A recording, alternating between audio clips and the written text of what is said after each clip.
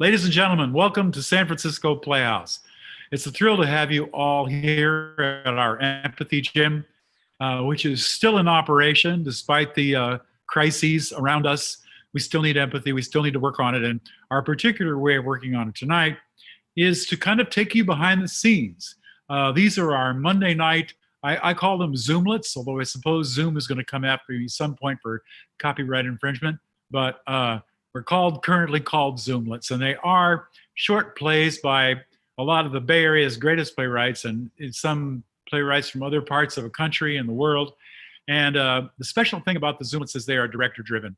So I do what I usually do as artistic director. I pick a play and I pick the director. And from then on, it's kind of the director's show. The director has a big voice in what designers get chosen, and the director has virtually all the choice in who the actors will be that will do the production. And so that's how we're going to do it here. Obviously, we don't have any designers, but our director has chosen the actors for this. I want to thank you all so much, all of you who've signed up tonight. I mean, we have 500 people signed up to watch our Zoomlet tonight, which is officially a record. And so we're so grateful that so many of you are tuning in. It's like I never thought I would be in television, but here we are with 2 weekly television shows that we host here. And then Thursday nights, of course, we have the Fireside Chats and the Fireside Cocktails, which are fairly new, which Susie is interviewing some of the Bay Area's greatest actors. First of all, before I introduce the director, I'm so excited to be able to, and honored to be able to thank the Ohlone people for having stewarded this amazing land on which we live, which we have been able to thrive on in part because they were here first and they came and they stewarded the land for so long.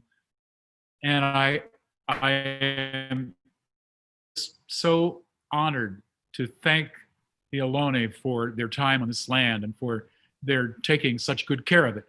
I think we have a long way to go to earn the land's respect in that particular regard.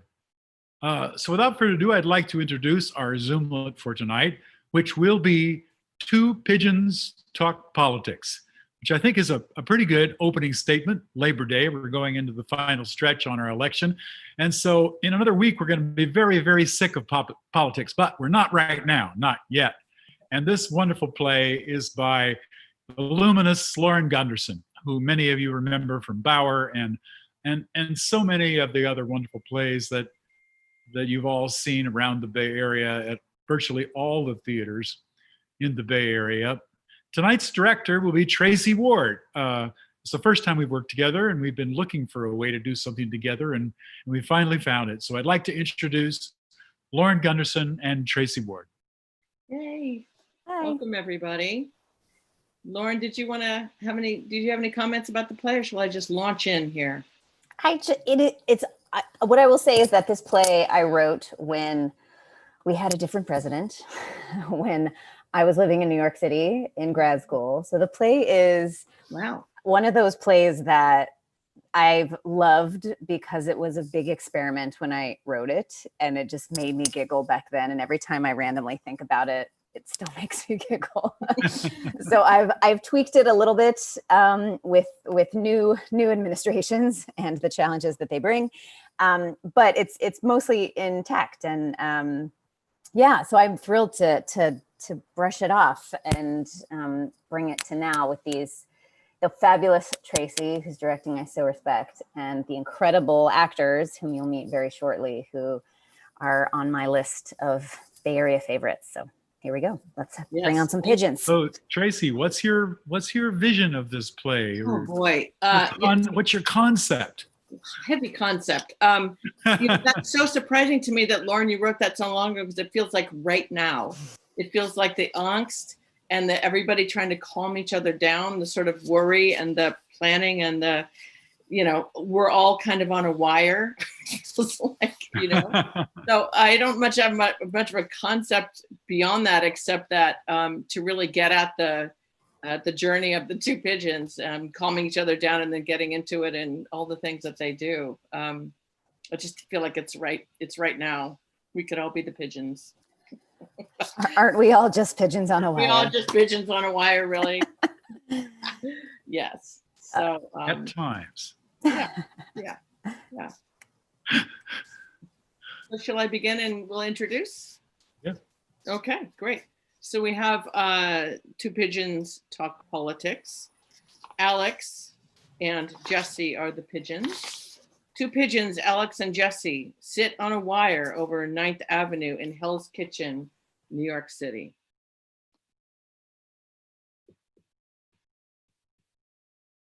I gotta be honest. I'm racked, Jesse. You're what? Racked. Upset. Agonized. Okie dokie, sounds problematic. I don't know what to do with this guilt. This twisting guilt inside me. Have you eaten? I had a bite, but Bagel place? yeah, the croissants didn't sell, but I'm telling you, Everything is better with pastries, baby. I'm telling you it didn't help. And if day-old bread doesn't help, oh God, I'm just so Racked. Yeah, you mentioned. What's up? What's going on? Annie laid the eggs last night. What? 2 of them. Yeah, congrats. That's fantastic. Kidlets. No. See, this is the problem. This is the ruse. I look at those little eggs and all I see is the hard oval eye of fear and mortality. Pure, hopeless, thinly shelled despair. Jesus. I wish he cared. I wish my kids. Oh God, I have kids now. See? I wouldn't be so Racked. if I thought they could grow up in a world that'd be good for them. A world I could count on, you know? Who can count on anything? Cookies crumble, but we eat crumbs. It's not a bad life. But Europe hates us. And I got 12 million relatives over there in Venice alone. Venice is sinking anyway. That's what I'm saying. I got a legacy now, and I've sentenced them to cloned food and air pollution and drowning Italians. What kind of a parent am I? The kind that procreated? You know what? Which is kind of the definition? You dismiss me, and I don't appreciate it. Oh, I see what's going on here. You've been perching on the Times Square ticker again. It's the oracle of our times. Ah, geez. I told you about getting too close to that thing. Food shortage, climate chaos, tiger escapes Bronx Zoo. I'm telling you, ignorance is bliss. No, it's just ignorant. You only see the bad news. There is only bad news, Jesse. I can't breathe. I have kids. I don't know what to do. All right, calm down. Perch thyself. Let's talk this out. Tell me what's in your very tiny brain right now, besides French fries. I don't want to talk about French fries. Jesus, this is worse than I thought. I know. Okay. We've been thinking about kids for a while now. And Annie's right. It's a good time. We have got a nice place. We got a ledge with a railing right by a falafel stand. We even have a spot locked in a good school. But the world is not kind. The world is freaking awful. I don't care who you are. I don't want to bring kids up in that. The texting and the little glowy screens in their cheeky faces freaks me out. No one's paying attention. And even the people that are paying attention can't do anything. And oh, well, they think I'm immune to the news? I read the Times. Ticker is not the Times. I see the pictures. And that's enough. That's enough to know how shitty it is out there. No one's watching where they're going, and we're all just going. And you know where it's going? To shit. Shit, Jesse. Okay, Jesse shits. watch out. Proverbial What? Proverbial shit. Oh. Come on. What? I barely tagged him. You make the rest of us look like animals. Unless you're a vegetable, that's what you are. You, me, and Homo erectus down there, everybody poops. We just do it with a little height. I'm bombarded by all these questions, you know? What is life and what is its proverbial point? And what about the proverbial polar bears slipping around on the vastly shrinking proverbial ice? I think you're using proverbial wrong. I suck. World sucks.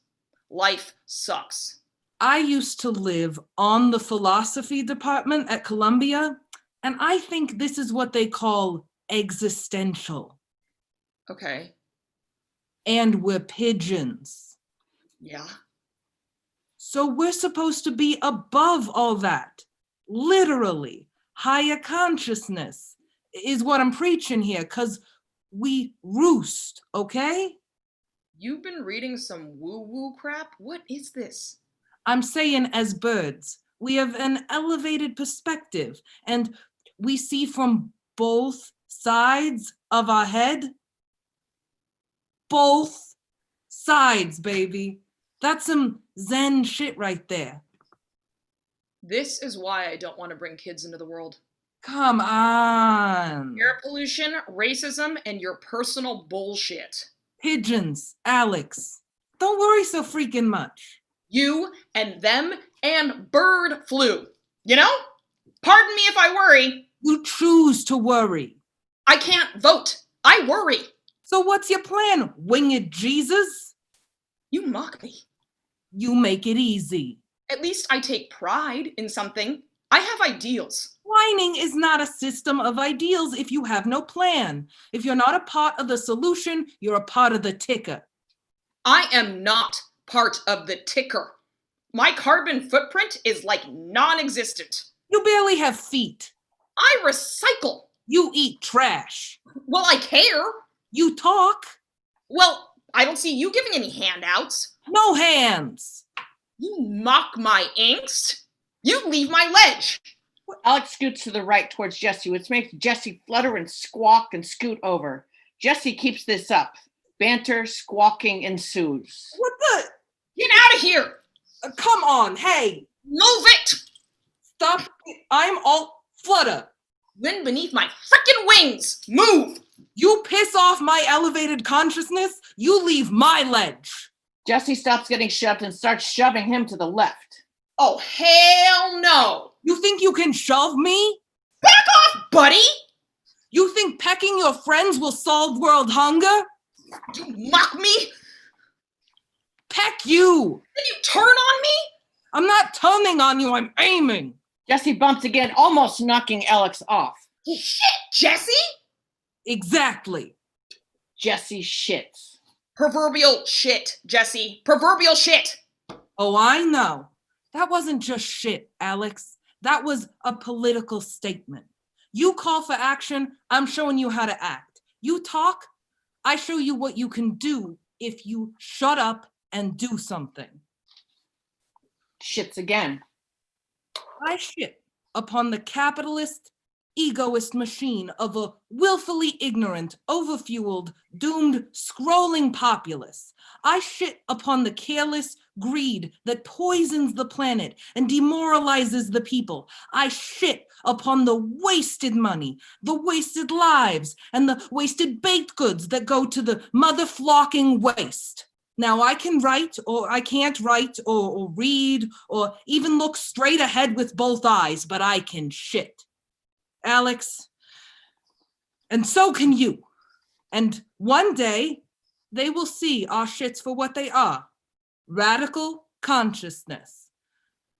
Everyone does what they can, how they can. We're pigeons. This is what we do.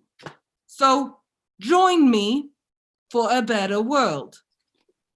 Jesse shits again. I just don't know how you do that in public. It's what God wanted. And it's eco-friendly. Take a stand, Alex. Take a shit. Alex shits. That was awesome. For a better world. For a better world. Shitting ensues. Hey, he hit the latte. Wait, it's a bike. He's cool. The slept is no smoking, asshole. Judgment descends. As the lights fade to black. The end.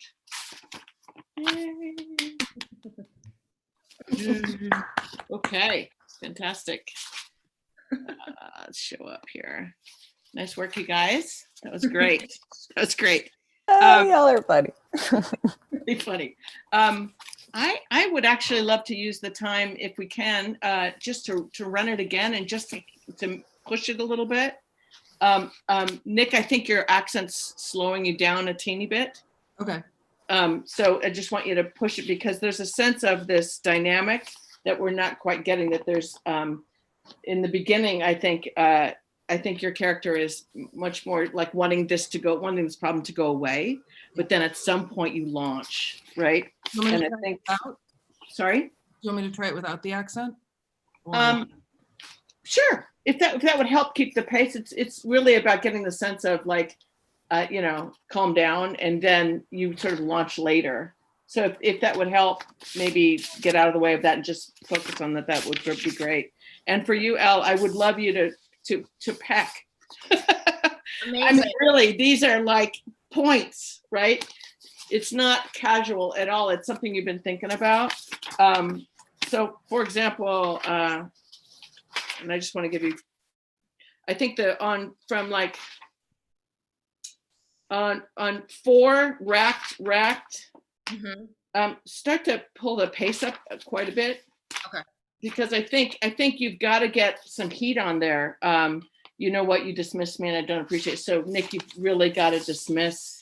You've really got to be done. Like you gave about, a little bit of time to indulge and now you're just done. Right. So let that play. And then you turn there, Nick, on the bottom of 5. All right. Perch. Right. Okay. That's it. Yeah, I think that's all I had. I think just at the end, we can I'm not part of the ticker. Obviously, those are much shorter lines and we can move that, but I think that's kind of the quick move to the end. From the ticker part. I'm not part of the ticker. Right. My carbon footprint, yeah. Right. Anything you want to add there, Lauren? Yeah, Nick, you're so fabulous. I wonder how far the last monologue can go in terms of this is your presidential, I don't know, how much of a Nobel Peace Prize are you getting for this speech? That's right. That's exactly just to see, and also because Elle, you so beautifully undercut it with I don't know how you do that in public, to go how high and righteous can we go? Yeah. Because I don't know, go big, okay, go. That's great. You can plan it, yeah. So that would be a great change in rhythm there, that it slows down for your character, Nick, because you've got this big thing to say. Okay, should we go at it again? Cool, great. I'm gonna back out. Back it out. And walk away and begin when ready.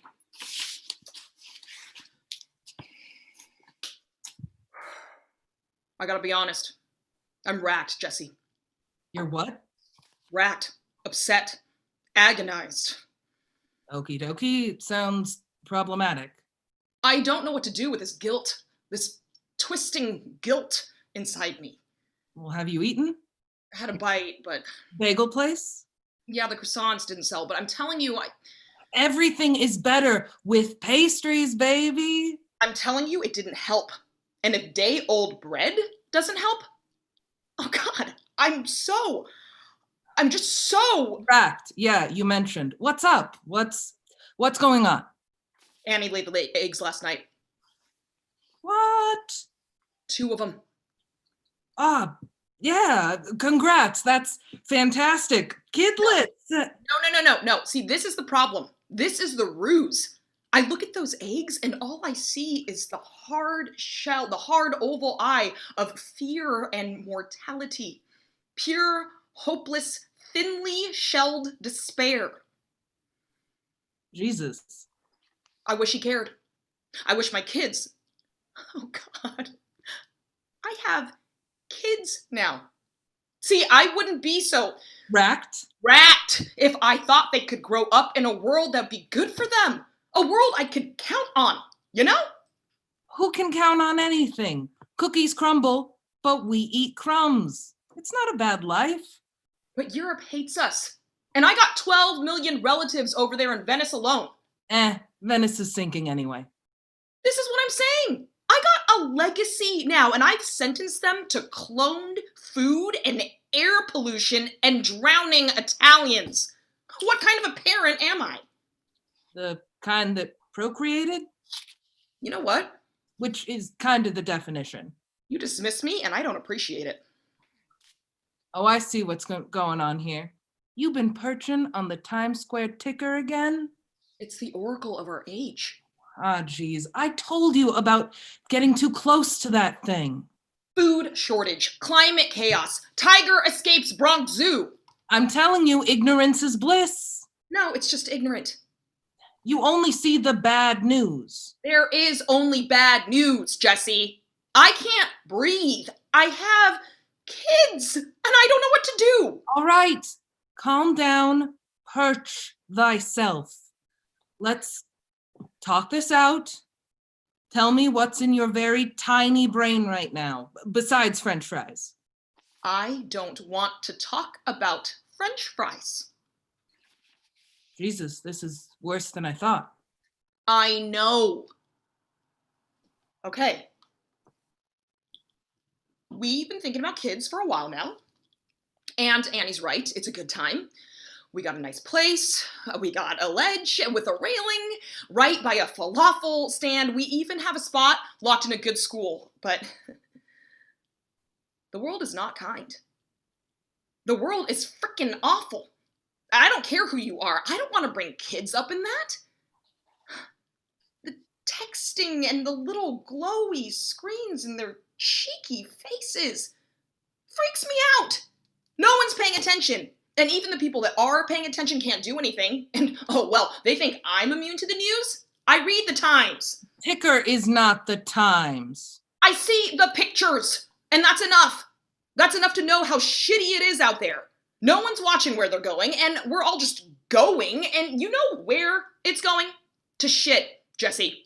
Shit, Jesse. Okay, Jesse shits.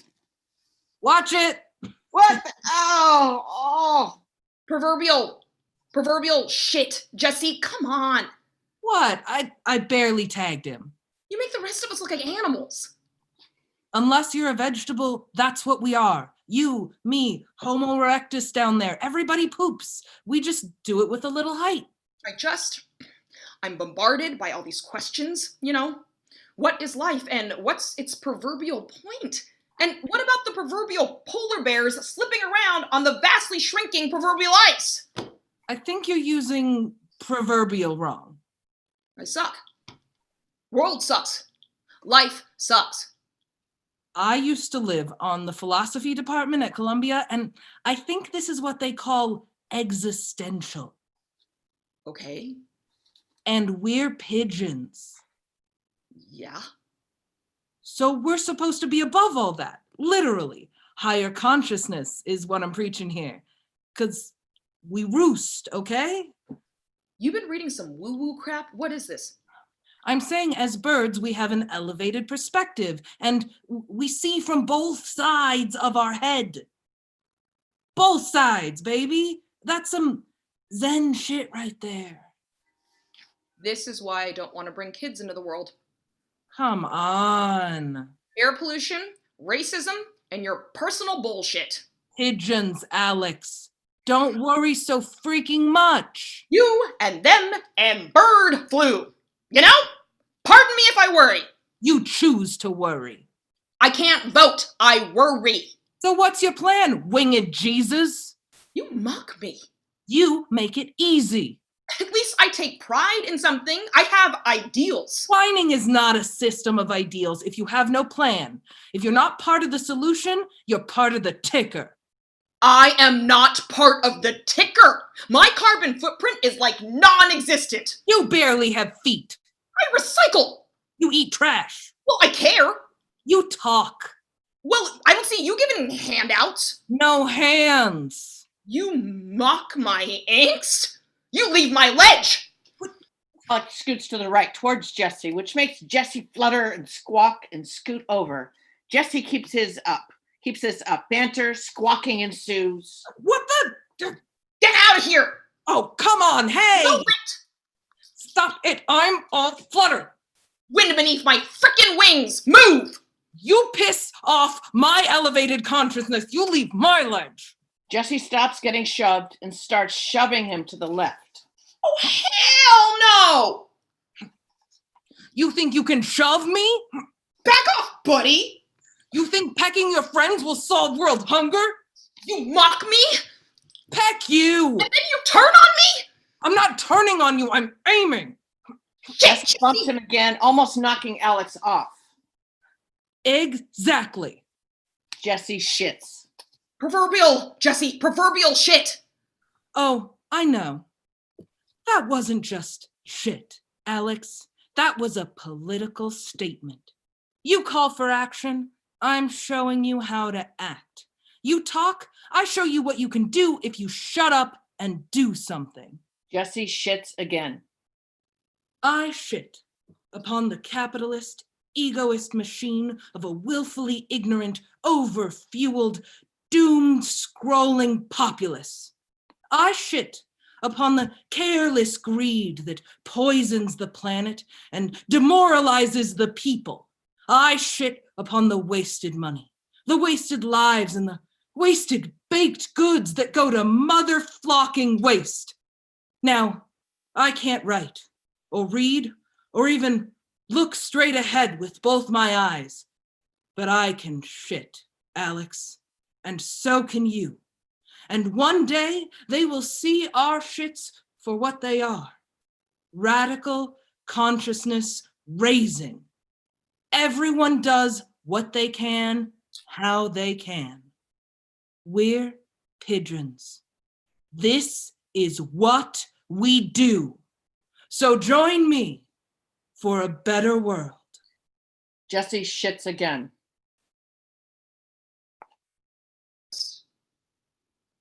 Don't know how you do that in public. It's what God wanted, and it's eco-friendly. Take a stand, Alex. Take a shit.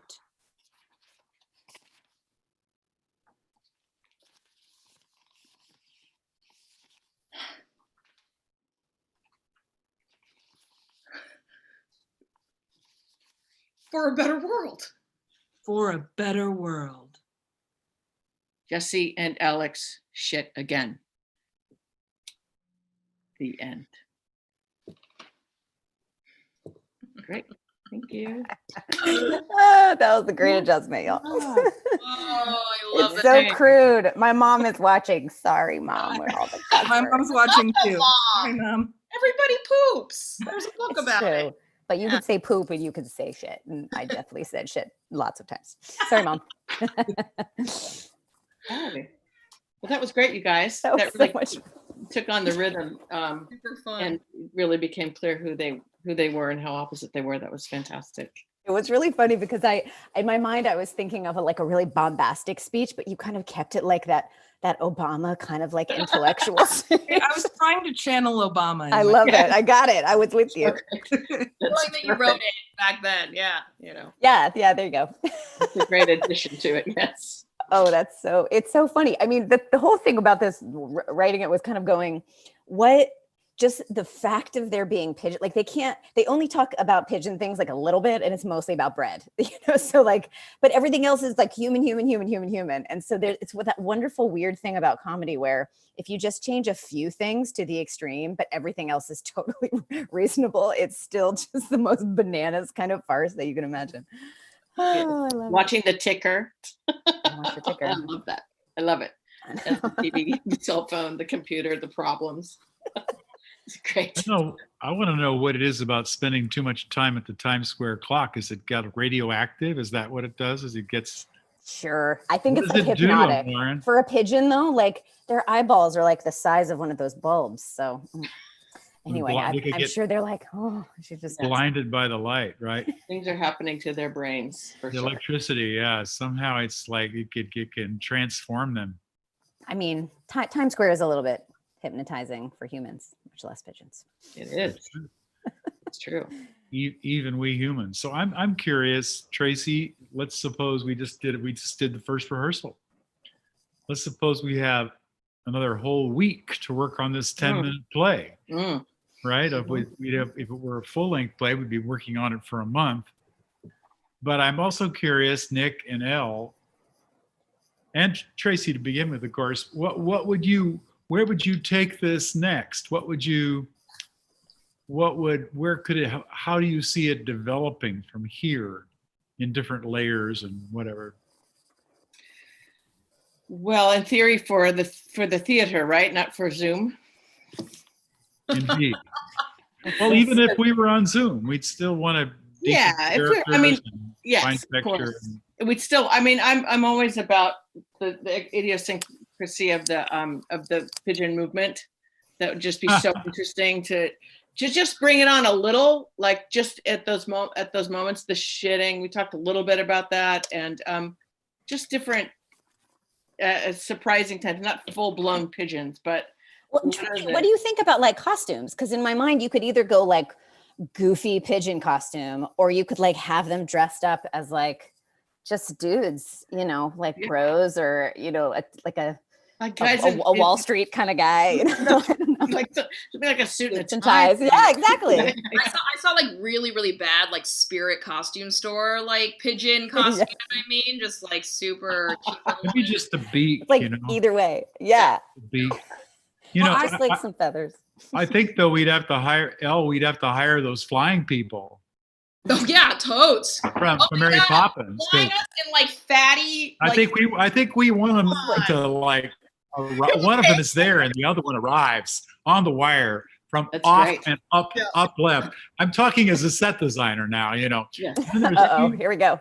2 people or pigeons or whatever on this wire that would have to be stretched really tight from stage left to stage right, like 10, 12 feet off the ground, So to have to clarify, have something to steady themselves. Mm-hmm. I was going to say, to clarify, Bill, we're not only flying in, we're also like high wire. We're landing on a high wire. And then landing on a high wire. Yeah, it's going to be weeks in the gym. Could be the a most expensive 10-minute play for production. Have lots of understudies. Very expensive. That's right. The Cirque du Soleil training, the whole thing, all of it. Yeah, well, and of course, there's the sound design. We need a sound design too. Oh, absolutely. Yeah. Absolutely. Just the sound of the pigeon shit landing on things, yeah. And I think it would be fun, like the writing work would be making sure that all the little people that they poop on have a unique voice and a unique response. So you have to have all these different people being like, what the? God damn it. And I have to admit, I lost page 11, so I didn't get all those names and all those remarks in. I wanted to, but I was like, shit. Has anyone actually been pooped on by a pigeon? Because I actually have. Oh yeah. Sure. Oh sure. Who haven't been? I guess there's people that exist in the world that have not been pooped on by a bird, but I remember the first time I was pooped on by a pigeon. But Lauren, where did I see this article that you took this idea from? Where did it was just attached to somewhere I saw it, or maybe you guys had it. Oddly, I was looking for something silly to send y'all today, being like, have fun tonight. And of course, just Googling pigeon politics. And there was a guy last year, or a couple months ago, that he was like a regional politician that got pooped on by a pigeon on camera, and it like went viral as things do. Right. And I was like, the world is as it should be. They're interviewing him, and then they kind of pan up to like underneath the freeway, like expecting something to happen. Tons of pigeons. No one's it's also funny. I think like having worked a little bit with Tracy, I think one of the fun things is speed throughs, like how fast can we make this thing go, so then you pull it and slow it down where it needs to slow down. Exactly. And like these are like old friend pigeons, so like in rehearsal you would have that real fun time to do what Zoom is actually not very good at, which is like overlapping dialogue and the kind of cutting off of cues and all of the back and forth. But that would be really fun rehearsal work to figure out exactly that rhythm and everything. Yeah, I it's think- super fun to read like that. It's such an easy. It was yeah. When my first read through of it just by myself was just like, oh yeah, go. This is like a 4-minute play. Not I know, even- right? Yeah. It just goes so quick. Yeah. Definitely. I Yeah. wonder too, also, Elle and Nick, what do you here you are, you're playing a character, and like you're both like very dedicated artists, and how do you see what do you think you'd be when you went home to work on it, and what do you see the thing you would be now that you read it twice, like, oh yeah, I could have done that, or I'd like to do that. What are those little things you would want to dig into? Well, now that Tracy mentioned the pecking, I really missed an opportunity right there because you said pecking and I was like, metaphorical. No, come on. Get that, Yeah. But yeah, no, the physical stuff would be super fun, and like playing with it, and then maybe stripping it completely away. Like that's what I would love doing, and especially depending if I got my dream giant ass like inflatable, you know what I'm talking about, like pigeon costume. Come on, and just like awkward. I would have fun with that. I think similarly, like what excites me the most is just pigeon physicality, just like playing with all the like weird little like pigeon head movements, and like all the like when they're fighting on the thing and they're all like ruffling their feathers and like pecking at each other. Just all of that would just be so much fun to play with and mess around with. And I mean, yeah, and sort of that thing of like if we had big pigeon costumes and there were wings, or if we were just wearing clothes, how do you like throw wings at each other? I don't like all of those little things would be really fun. Oh, that's what I was thinking about when I was reading through the guidelines about objectives, and I was starting just to think about how many times have you, Elle, your character, soothed, how have you soothed each other? And I imagine you're sort of over it because maybe this is what, this is always the way it is. But then at some point you sort of have to launch into really taking the other pigeon seriously. But just to interchange that with an old relationship, with a friend's relationship, that they half listen and then they really start to listen at some point, that kind of thing. I'm not exactly sure where it happens, Lauren, but there's a point where I have a character colleague with me, my son. Oh, so sorry. No, you may hear him chatting about apple juice. There's a transition for Nick's character, because it seems like that character, what's the character's name? Jesse is just kind of like, oh, knock it off. Don't worry about it. Just live your life. Don't get so worked up, blah, blah, blah. But it seems like that must be kind of that Jesse is playing with the other character, because Jesse does have an agenda, right? Mm-hmm. Jesse does have a belief in something. And I'm kind of wondering, how does that shift? Yeah. I think we'd find the exact moment in rehearsal. That's what and the kind of dawning moment of going, am I going to have to fight this battle? Am I going to do this? Oh my God. Okay. I'm doing it. Like what is that journey? But also I think Alex worries just about everything. So this is there's a version of this probably every day that never goes this far. Like this is unique, but every day is like, oh, it's probably going to rain. Oh God, Jesse's like, gee, yeah, it rains. That's what happens. It's fine. Like, don't, so I think that's part of why the first half is kind of like, yeah, I know, just don't, I told you not to, come on, and then finally when you it really is like, oh, wow, I'm going to have to actually go to battle. Pull out the big guns. I really like the sort of contrast of also where the pigeons hang out, because I like the idea that Alex is like in Times Square and it's buzzing and it's busy and there's so much to worry about. And Jesse's like, I lived above the college.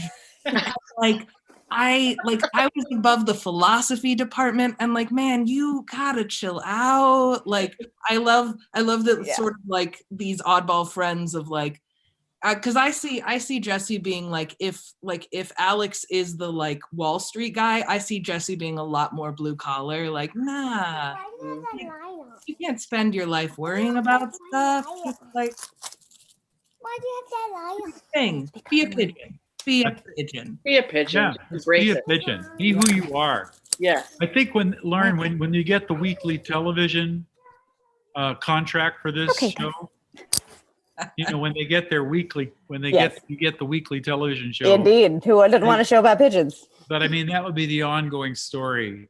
Yes. Is Alex is always like all worked up about shit, and Jesse tries to get Alex to calm down for about 15 minutes of the half-an-hour television show, and then finds a way to channel it into something productive, right? Indeed.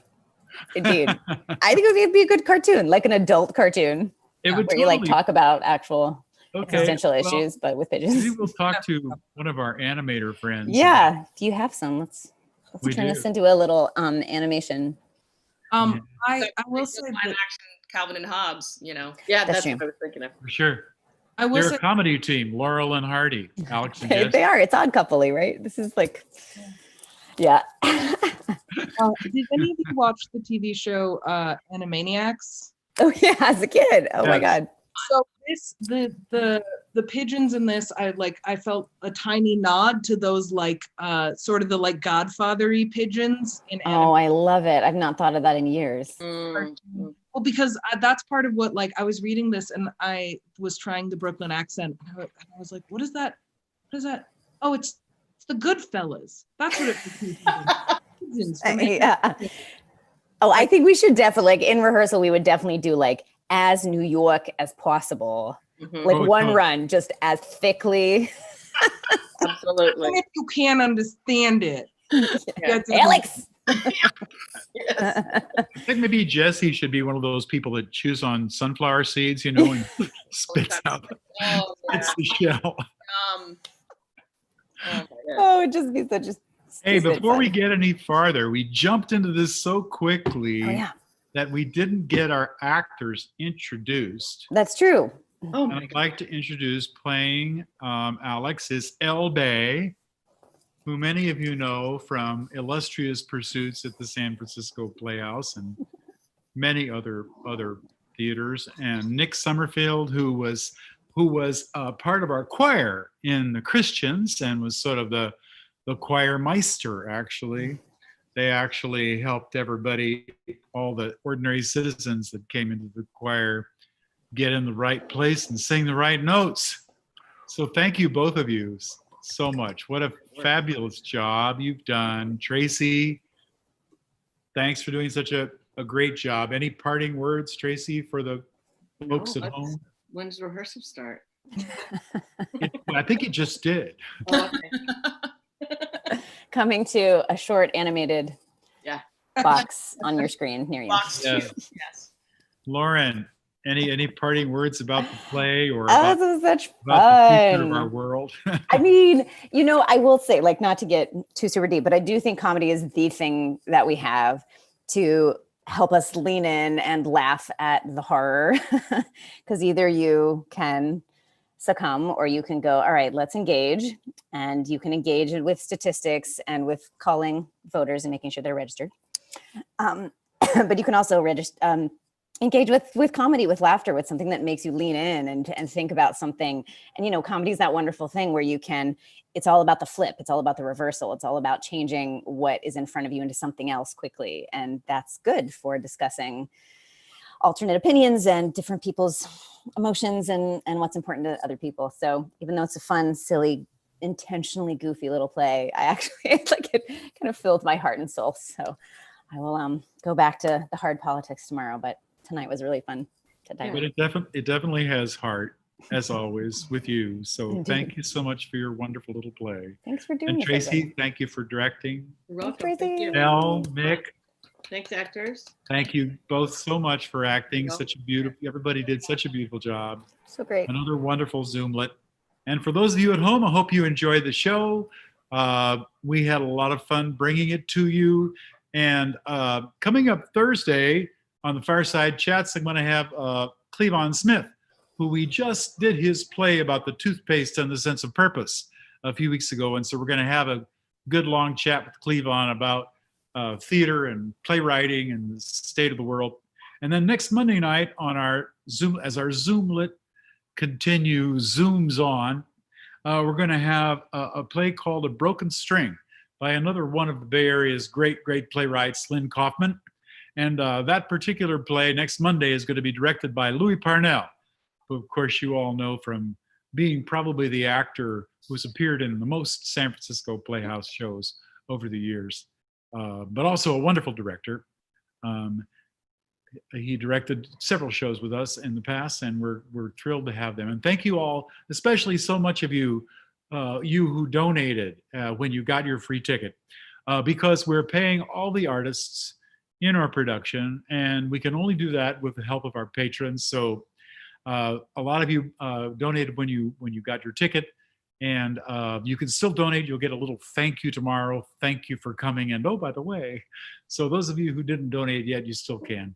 Thank you so much for being a part of our digital San Francisco Playhouse. To keep the faith alive and keep the lights on, we're not going to let anything stop us. We'll see you next time.